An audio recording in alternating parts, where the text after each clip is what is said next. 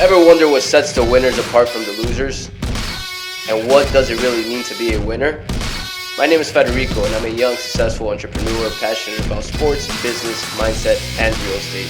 If you are just like me and you want to crack the code to victory, then Winning Ways podcast is made for you.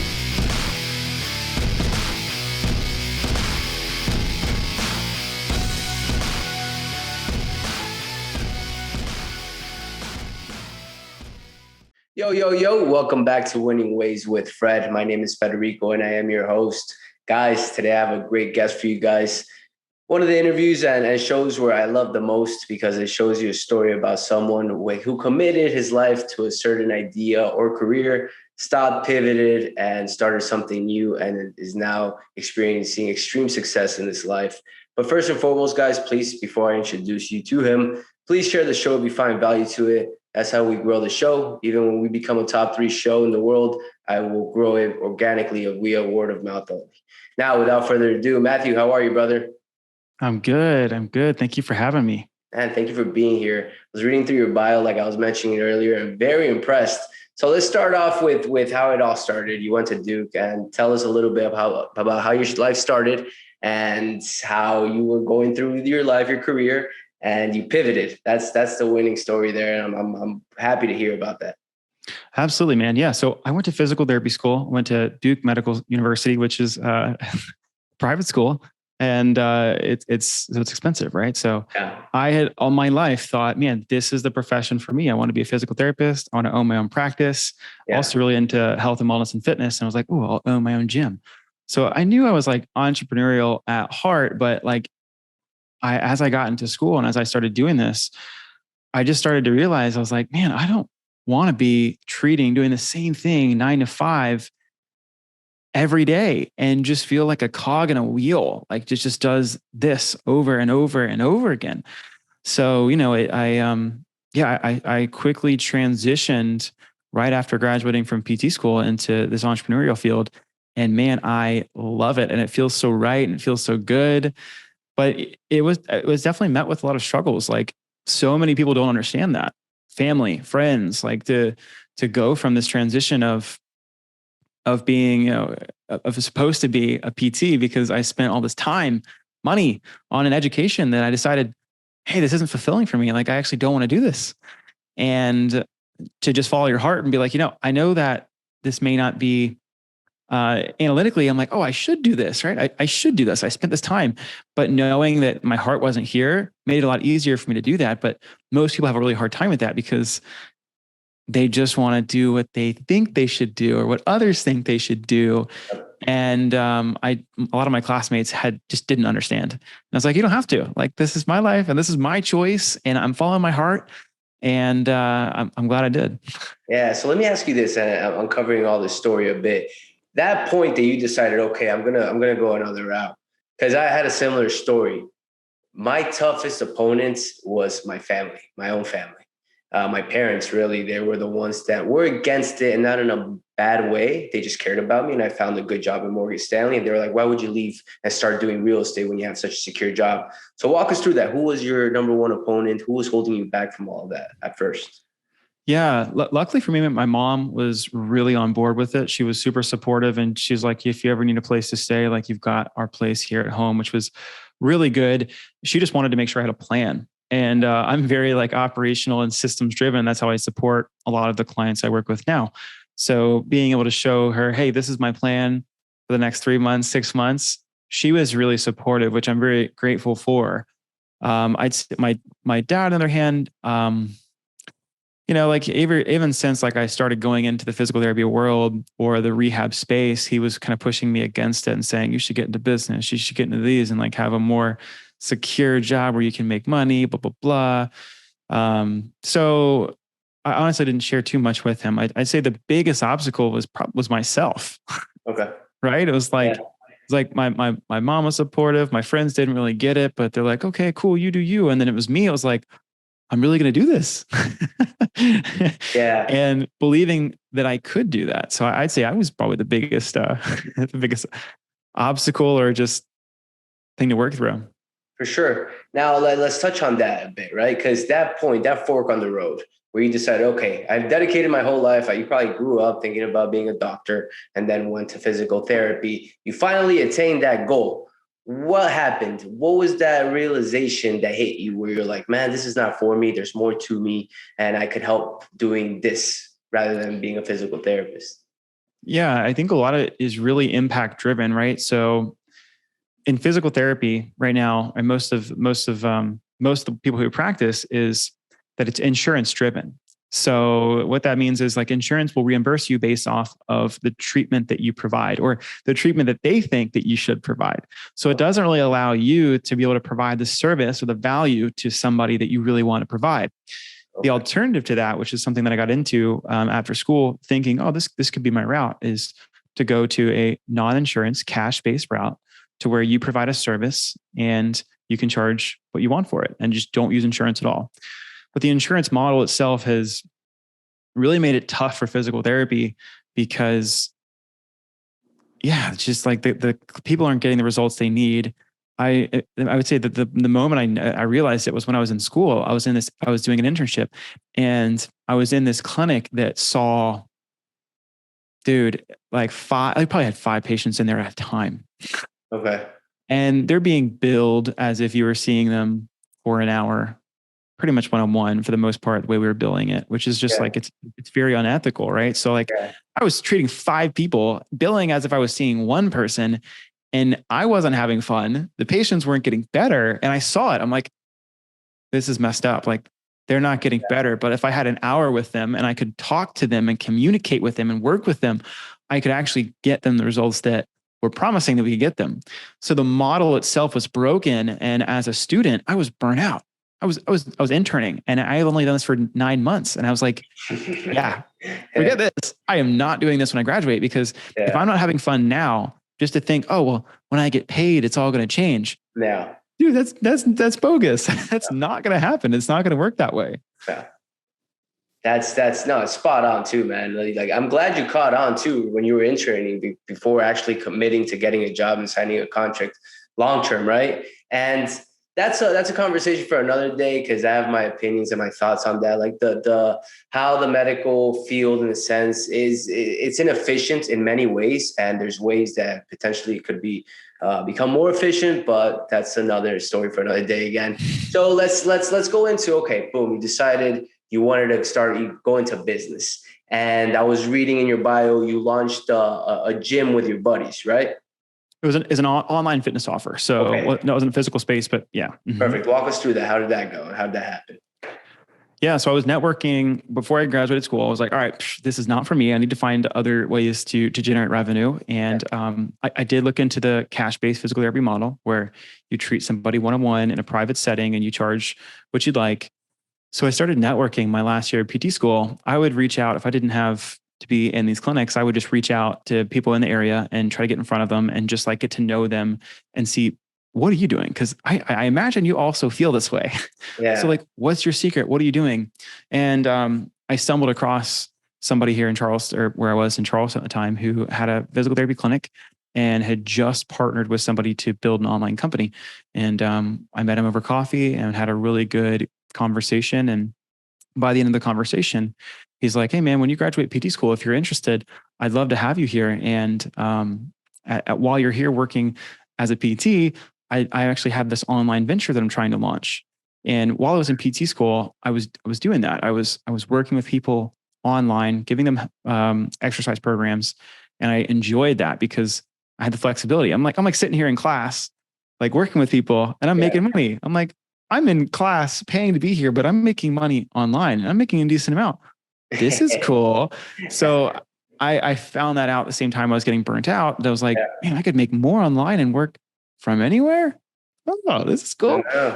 So so I was networking with this PT and he presented this opportunity to me and we stayed in contact throughout PT school. And then when I graduated, I joined his clinic. I helped him a little bit in the clinic, building his clinic, and then created an online fitness program. And that's how I got started. That's awesome. And it's one of those, we're an advantage. We have a huge advantage, people our age, because we have e-commerce, online, internet that can help us scale and grow businesses that our parents really didn't have at the time. So it's something that we got to take advantage of and learn, right? Because we're taught to go to school and do all this, graduate, get a job and all that. But there's so many opportunities in the online world where you could give a service, something that you're really knowledgeable with and good at, and sell it. I actually just finished doing, I don't know if you're familiar with Tony Robbins. He did an event last week called Thrive for 5 days. And it was just hammering down how the self-education career, I guess you could say, where you're teaching somebody what you know and charging for them, which is essentially what you did. You grabbed physical therapy, your knowledge, your passion. You noticed you didn't want to go through it in the side of the hospital. So you created your online business and started growing it there. Correct. 100%. Yeah. So now you've got this going. What's the next 5 years looking like for you?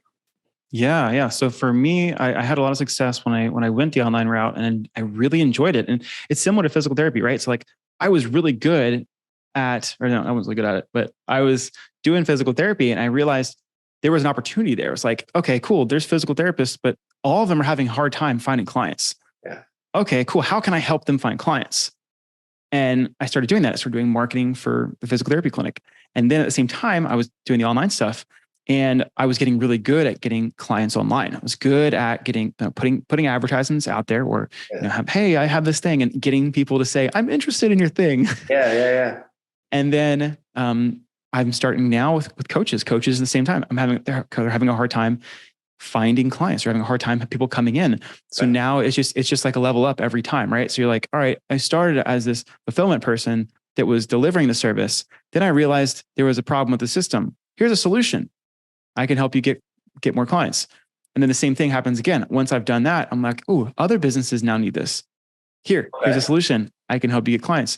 So it's a continual evolution, right? To where you start in this fulfillment stage where you are the fulfiller. Yeah. Then you become the problem solver for other people who are fulfilling. And then eventually the goal is to work above or have multiple businesses that support all these problems that you're solving. So I'd say in 5 years from now, the goal is to continue to invest and acquire more companies that support health and wellness coaches, as opposed to where I was when I started, which I was doing everything. I was fulfilling, I was doing all the things. And it's like, well, now how can I escalate above all of that to provide services to those who want to do those things and provide it at a really high level? Yeah. And that's interesting. So you started off, you interned. You said right there that one of the toughest things for physical therapists is getting clients in the door, getting leads pretty much. And you started marketing for them. You became proficient and an expert in getting clients in for your physical therapist. And now you're basically scaling that, multiplying that, but in different, I guess, areas, just not physical therapy, only coaches, and primarily for the coaching and wellness, correct? Correct. Yes. 100%. Mm-hmm. Beautiful. It's like solving the problem yourself and then providing that solution to other people. That's what they're looking for. And of course, because at the end of the day, what you've built is some sort of system or processes that helps find the problem, which is leads, and find a solution for it with certain processes. So let's pick on that for a bit. Obviously, you don't have to give us all the processes you use, because that's why people pay you for that. But what is something, what like when you start off with a coach or a physical therapist, what's the first couple of things you do to know where they're at and how to help them? Yes. Step one is simply just drawing out how you support people. So how do you help a person who comes to you as a service provider? And that's like step one is they paid, all the way to they gave a referral or they bought again and they keep buying. So like, what is your clear start and end to your fulfillment process? Okay. I like to start with fulfillment first and optimize that, because I like to get the CEO, the founder, the face of the company to get out of fulfillment. It's like, cool, I've done fulfillment enough now. Yeah. My process is proven. Get them out of fulfillment and then put them into being the head of growth. Okay. And marketing, because being the face, it's a lot easier to network, to do sales, because people trust you. They see you all the time. So I really like to first start, hey, what's your fulfillment like? Cool. Let's try to get fulfillment off your plate. Now let's step into marketing and growth and sales. And the same thing.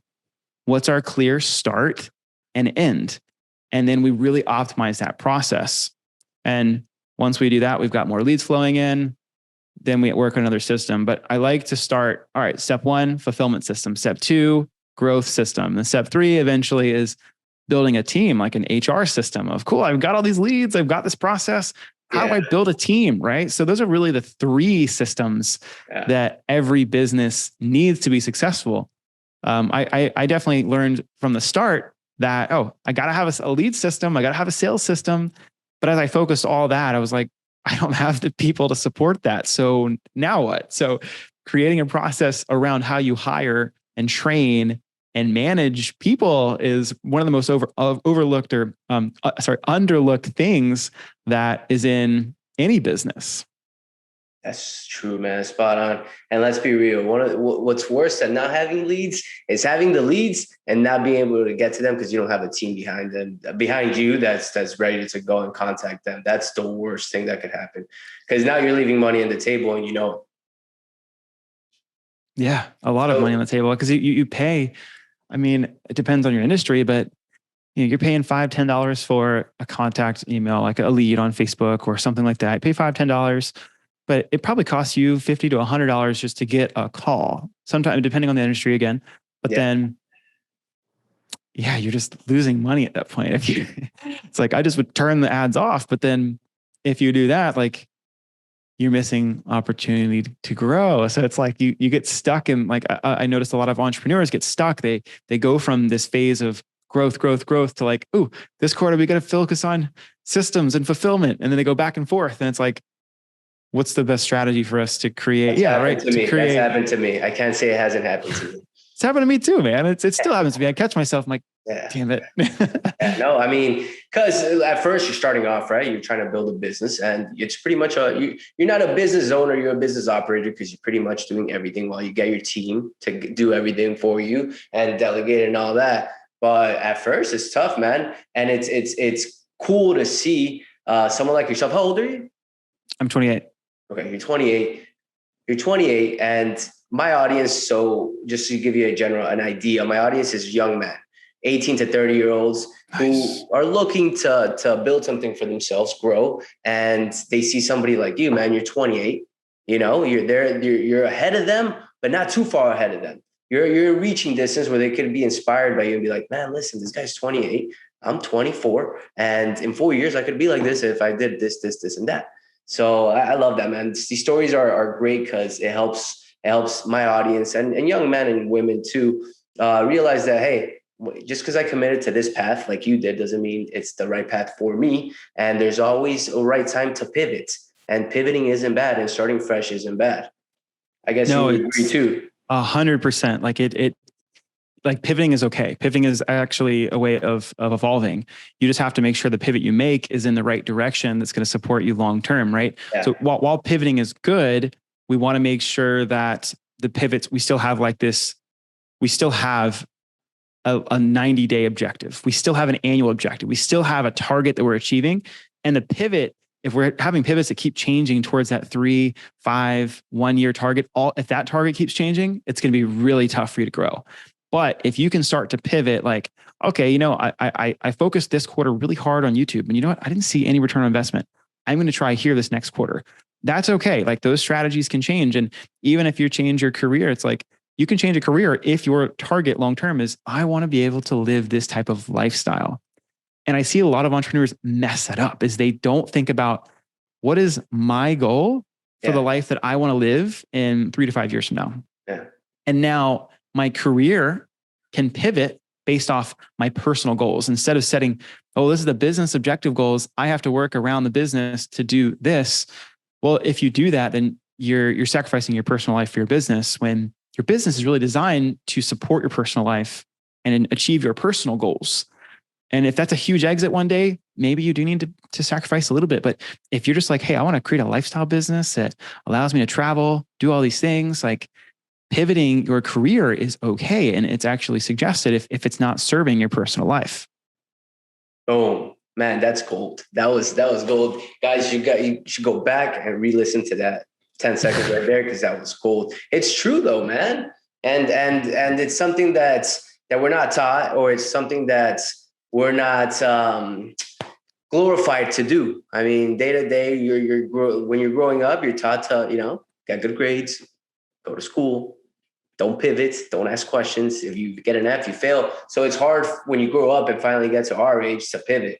If you're not doing your self-education courses, meeting the right people like you did, you networked with the right person that opened your eyes to this online game. So that's great, man. And I want to pick a point that you're making there. Let's say when you go into a business that you're going to help, or a coaching or a physical therapist, I know you mentioned 3 different areas that you help them out, the fulfillment, having them as the face, growth, marketing, and all that. But what would you say is the number one most important thing to help them grow and get those leads? Oh man, that's a great question. It comes back to that, like that vision of like, where do I want this to go? Yeah. I've had consults where people have paid me and they're like, and I asked them that question and they don't know. And I'm like, it's really hard for me to help you give you the tactics if you don't know where you're going. Yep. So it's like getting really clear with yourself, and maybe it's your family, your loved ones, of like, what is it that I want to create? And the clear picture you can paint of where it is that you're going. And for me, it was hard. Like when I got out of PT school, I didn't know. I was like, I want to eventually have a 6-figure job. This is like early on, 6 figures, and be able to travel remotely. That was my goal. But when I wrote it down, it happened in a year. It was like, oh shit, that was really fast. But I got really clear on what it is that I wanted. So then again, the next time, what do I want to do? I'm gonna write it down, and then it's going to happen. And I've noticed that as I get clear on where I'm going, and as I practice writing it down, it just comes to life. Yeah. Yeah, no, totally, man. And that's why self-improvement coaches, the Ed Milet's of this world, Tony Robbins, they all write their goals daily. They all meditate daily. They all visualize their goals daily, because that keeps them in line and in track to achieve their goals. So that's spot on. Now let's pivot a little here. How, pivoting is good. Not many times do I get a 28-year-old. I'm 27, you're 28. Usually the guys I'm interviewing are a little older than I am, and, have bigger businesses, but we're kind of in the same age group. And I know my audience will really appreciate this. Now, let's say you've attained success in your life, some wins in your life. I know it's only 1% of where you want to be in life, but looking back at your life, what would you tell your 21-year-old self? You were probably in college, going to Duke basketball games, which I want to talk about after, because those must be insane. But what would you tell your 21-year-old self right now? Like one good tip that you would give them now that you're 28 and you've lived all this life. Oh, that's good. Putting you on the spot here, man. Yeah, it's good. I got the answer. Yeah, if I was to tell my 21-year-old self what to do to get to where I'm at now, is to invest in yourself, dude. Yeah, to invest in yourself. Okay. If you're 21 and in 30, you want to be making $1 million or $500,000 a year or whatever, investing in yourself is going to be the best investment you can make. Sure. You can invest in the stock market. You can invest in crypto. You can invest in all these things, but your skills are going to be what allows you to receive income to be able to invest in the future. And regardless of if the whole world currency changes to crypto, if you have a service and you can provide value to somebody, they're going to provide, the exchange is going to be equal based off the level of value you can provide. So if you can provide an incredible service, whether we're trading in dollars, crypto, I don't even know what in the future, lottery tickets, however much service and value that you can provide to your clients, it will be in exchange for that currency value. So get better at your skill, because then it's going to demand a higher value return on the currency that we are trading. Bro, it's so funny. Warren Buffett said that 3 weeks ago in his annual shareholder meeting, word for word what you just said, because he was talking about how we're in an inflationary environment and whether we're getting paid in rocks, sand, dollars, or crypto. Invest in yourself, because you're going to get paid for your service. So you just quoted that. That's hilarious. Now let's dive deep into it, because when you say invest in yourself, I assume you invested in yourself. What are some ways to invest in yourselves and that you did, for example? Yeah. I mean, the easiest place, like when I started and had no money to invest in myself, was through podcasts, through books, through like audiobooks. Like I still read a decent amount now. I don't read as much now. I create more than I like consume, it's a nice transition. Yeah. But like even Nice. when in school, when I didn't have money, I would just listen to podcasts all the time. I'd listen on, you can listen on those things on like 2x speed. And even like same thing with YouTube. I could be in the car. I don't want to look at it. I mean, sometimes I do, but you're not supposed to. But I'll be listening to a specific topic. I'll have it at 2x speed and I'll just consume. Right. So there's free content, and free content is great if you're just starting out. But the moment that you can invest in courses and mentors, those beat any type of podcast, any type of book, just blows it out of the water, because now you have this level of accountability, right? So I'm paying for someone to watch over me and ask me questions. Hey, did you do this past week? Yes. Oh, no. Why not? Right. Where like I can consume a book or a podcast and it just disappears and I've never talked about it, never think about it again. But now I invest in mentors and courses that have interaction with people. I'm now being held accountable to take on the content that I paid for. One, I invested in it. So I'm going to hold myself accountable, because if I spend, even $1,000 or a few $100, like I'm going to do it. But then when I have someone else who's there to hold me accountable, now my level of accountability and ability to actually retain and use this information skyrockets. Yeah. Yeah. Now let me ask you this, because this is a question I get a bunch, and I know my answer and I'm going to give it. So what if I don't have the money to afford a coach or a mentor? What would you say? Yeah. Oh man, this is good. There's different things you can go about it. One is continue to consume the other content, but then two, just like we talked about earlier, like of this value exchange, right? If someone comes to me and says, hey, can I pick your brain? I'm going to probably be like, no, you cannot pick my brain. Like, I do not want my brain to be picked. That sounds really painful. But if there's a way of how can I provide value to somebody that has the skill set that I want to learn, then I'm open to have that conversation. So even if you don't have money and there's somebody that's doing what you want to do, how can you come from a place of, I might have something of value to provide you, as opposed from coming from this place of, I'm going to take from you. It's like, don't take from me. But if you can come in and being like, hey, I thought about this really cool thing, blah, blah, that could really improve your client's retention. Or, it couldn't be just like something, it could even be like, hey, I have this person I want to introduce you to. You guys both work the same audience or the same customer, and I really think you guys would hit it off. Is it okay if I introduce you? Like, so you can, but the key is having this, just having something of providing value to them. It doesn't have to be money. Like most of us think, oh, I don't have the money. Money is just one way to exchange value with somebody. Yep. If I can exchange and give you clients or revenue or a relationship that can lead to more referrals, I don't need money, because that is the currency or the value that I'm providing. So what can you do for somebody? And that's gold. And it's gold. Jamie Gruber was on my show. I don't know if you know who he is. He was on my show last week and he went over that, right? Go up to somebody, because let's be real. I've done it. I'm sure you've done it. I don't know. But I've done it multiple times where it's like I was starting off and I saw somebody, an investor. I'm in real estate, right? And I saw an investor that could potentially buy deals for me. At first, when you don't know anything and you haven't networked much, you go up to them. Hey, man, like, love what you're doing. Let me know if I can help you in any way.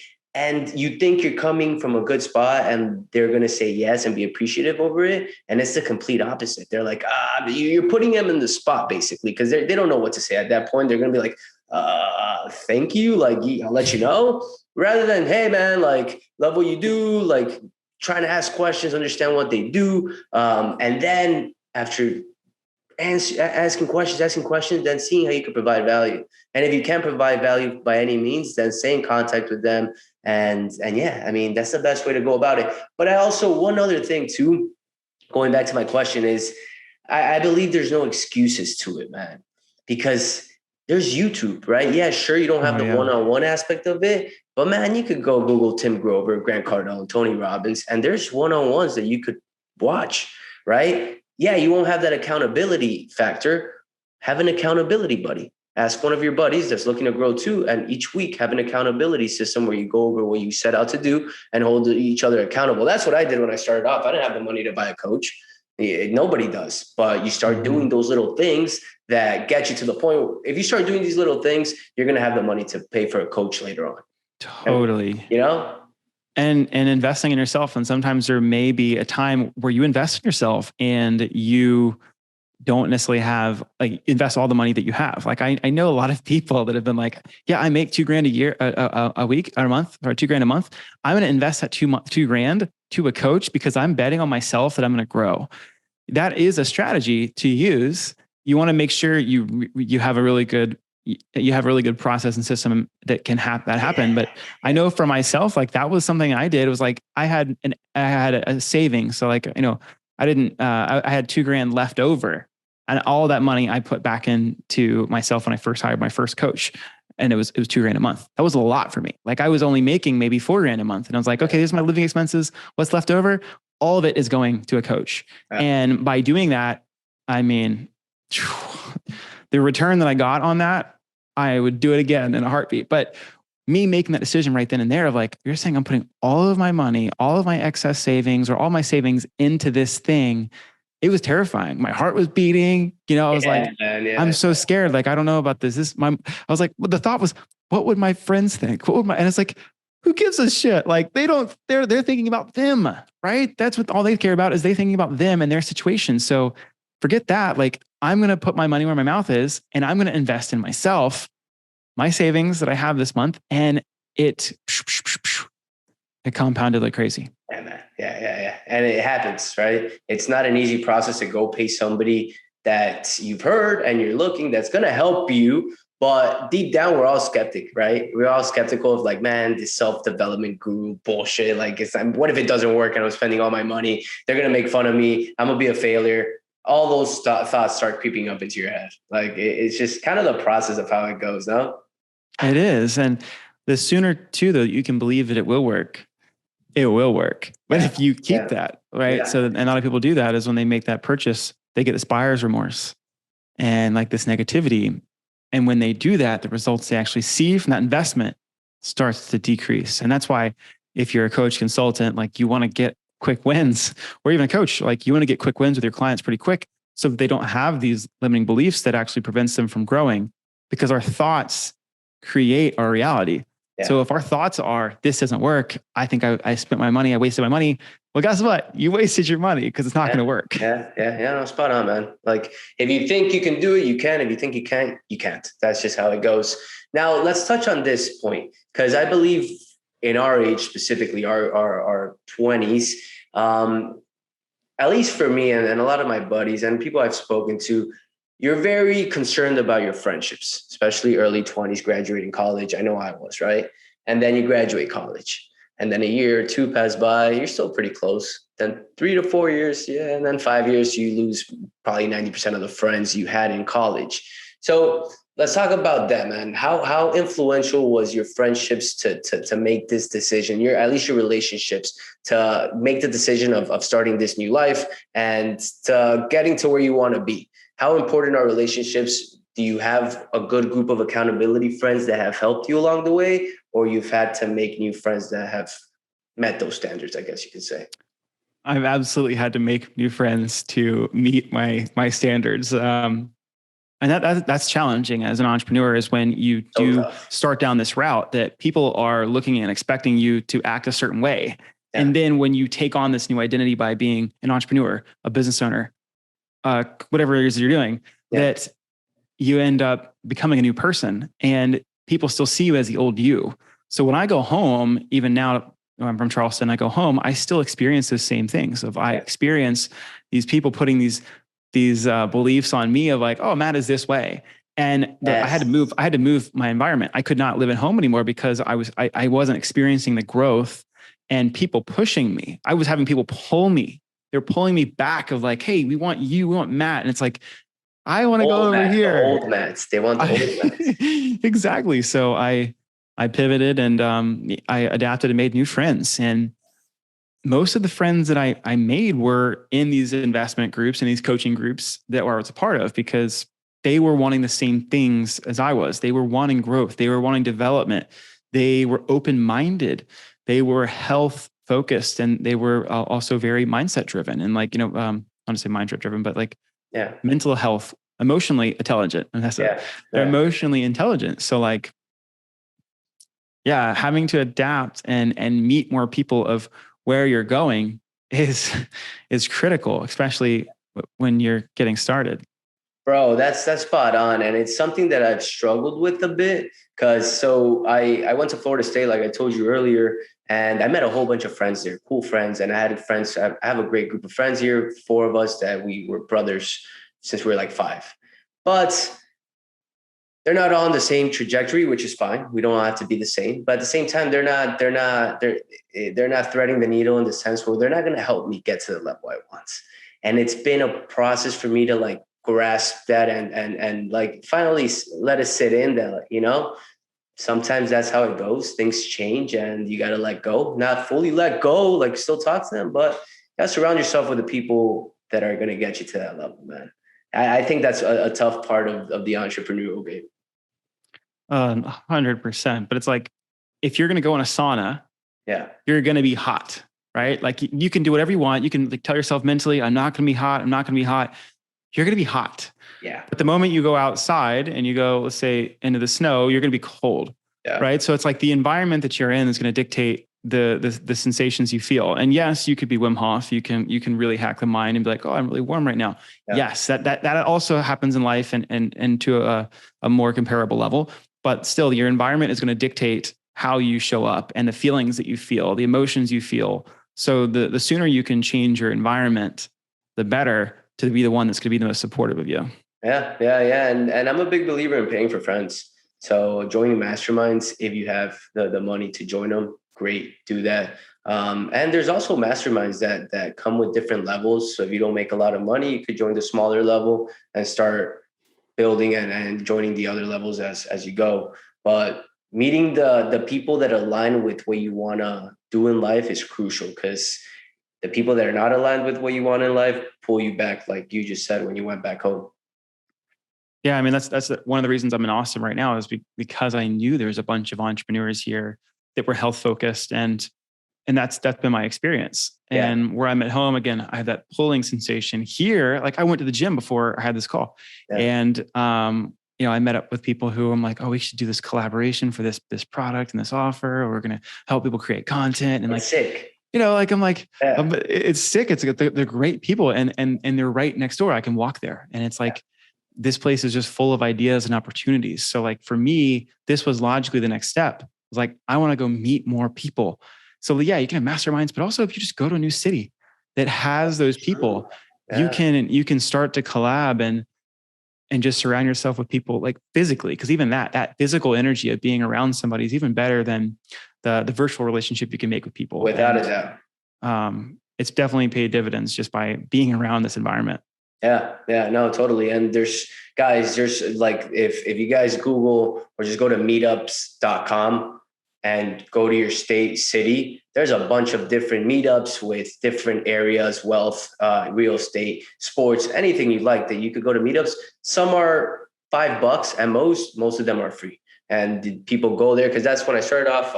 When I started off in real estate, that's what I did. That's how I met investors. I went to meetups, and so there's really no excuses. Just go to Google and Google will give you the answers to everything. But Matthew, man, this interview has been great, man. Guys, you got to share this. This is gold. A couple of things you've said that have really blown me away. And thank you so much for taking the time to come here, man. Where can they find you? What's your website? What's your Instagram? What's your social? Yeah, check me out on Instagram. It's Matt, 2 T's _ Shiver. It's spelled like shiver me timbers. No, Matt Shiver at Matt Shiver. And then website, mattshiver.com. You'll find most of the stuff on Instagram. Instagram is the main platform that I'm on right now. So if you go there, you'll see I'm posting daily reels. There's probably stuff from this podcast will also be on there too. So that's the place to find me. Yeah, guys. And again, I always have this on the bio. Matt, definitely someone that we need you guys to share and get the word out. People need to know what he's about. You can see he's a professional. He's a winner in every area. And I'm looking forward to having you back, man. We're going to do another one because this conversation got cut short. There's a lot of things I want to dive into a little more, but we'll do that another time. Again, thank you so much, man. Ever wonder what sets the winners apart from the losers? And what does it really mean to be a winner? My name is Federico, and I'm a young, successful entrepreneur passionate about sports, business, mindset, and real estate. If you are just like me and you want to crack the code to victory, then Winning Ways podcast is made for you.